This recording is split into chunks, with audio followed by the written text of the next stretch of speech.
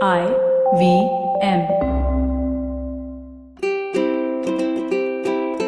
Hello and welcome to the Habit Coach Podcast, the bite-sized podcast filled with quick and easy actionable habits. Remember, great habits create that awesome life. I am Ashdin Doctor, your habit coach. And today's fun fact of the day has to do with wealth. I mean real wealth, not that pocket change that Jeff Bezos has right now. Did you know that the richest man who ever existed was a king called Mansa Musa? He was the king of the Mali Empire, and this empire existed in Western Africa. He lived as recently as the 14th century. So, to put things in perspective, his kingdom owned half of the world's gold at one point of time. Along with this incredible wealth, he conquered neighboring cities, ports, and began an incredible trading empire.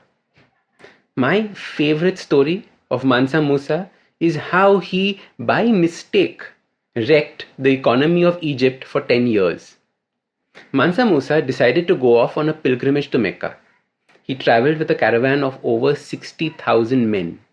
And this caravan had to pass through the Sahara Desert.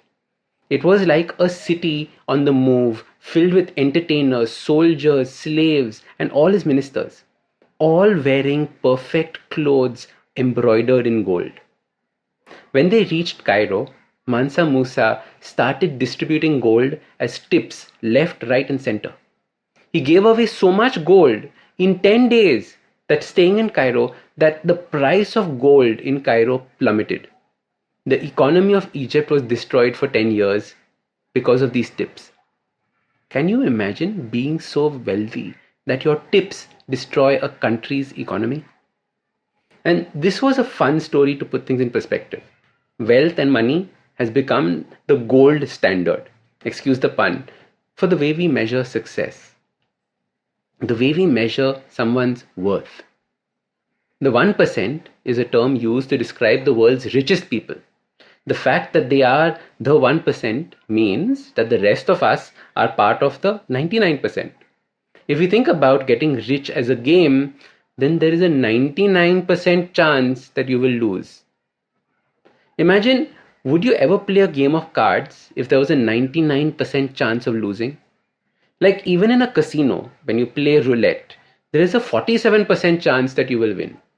So ask yourself, how can the game of life have a lower chance of success than gambling?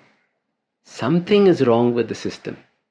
Go to the self-help section of a bookstore and you will see that most of the books are talking about becoming rich, becoming wealthy.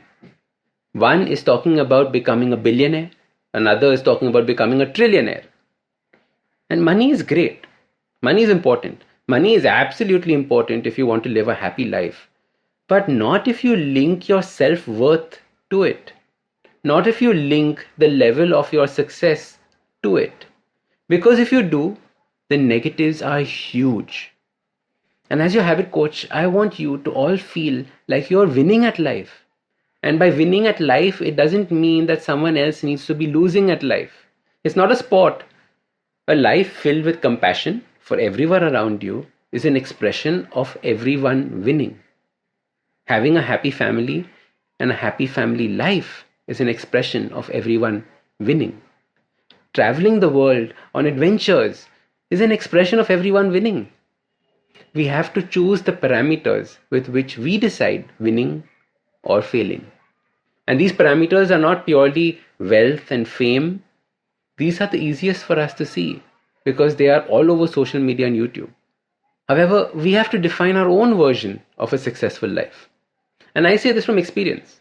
I was always brought up to believe that we need to chase after creating wealth. I followed all the profiles on Instagram, millionaire homes and watches and cars and all of that. It's seductive. When I started doing the Habit Coach podcast, all that changed. For the first time, I was doing something with no desire for money, with just the pleasure of sharing and giving back to the world. It was at that point my definition of success changed. In an instant, I didn't crave the cars or the watches. I was winning by giving. I was winning by sharing. Does that mean that we need to give up our ambitions? Of course not. Ambitions is great. It makes us want to improve, and the more we improve, more society improves. So ambition is awesome. It is just that we have to consciously choose what we are ambitious about. Don't just blindly follow what society tells you success means. You choose and decide for yourself. And for heaven's sake, choose something that gives you more than a 1% chance of winning. So your simple habit starts by choosing what your definition of success is. What is something that brings you so much joy and has a high chance of you winning at it? No one wants to go through life thinking that they are losing. Next, I want you to close your eyes and see what that life would look like. Family, friends, colleagues, where you are staying, etc. Then slowly start making a change in that direction. Each day, one action towards that life till it becomes a habit. If you believe that success for you is taking care of a street animal, perfect. Explore it. Don't be sucked into society's definition of success. It's designed to make you feel like a loser. Choose your own definition of success and win. So start these habits and share with us your progress using the hashtag #TheHabitCoach. If you like this podcast, don't forget to check out other interesting podcasts on the IVM network. You can listen to us on the IVM Podcast app or ivmpodcast.com. You can also follow us on social media. We are at IVM Podcasts on Twitter and Instagram. If you want to reach out to me, I am Ashdin Doc on Twitter and Instagram. You can find lots more information on my website, awesome180.com, or check out different content on my YouTube channel called AWESOME180. That's Awesome180. I hope you enjoyed that show. If you aren't following us on social media, please do. We're IVM Podcasts on Twitter, Facebook, and Instagram.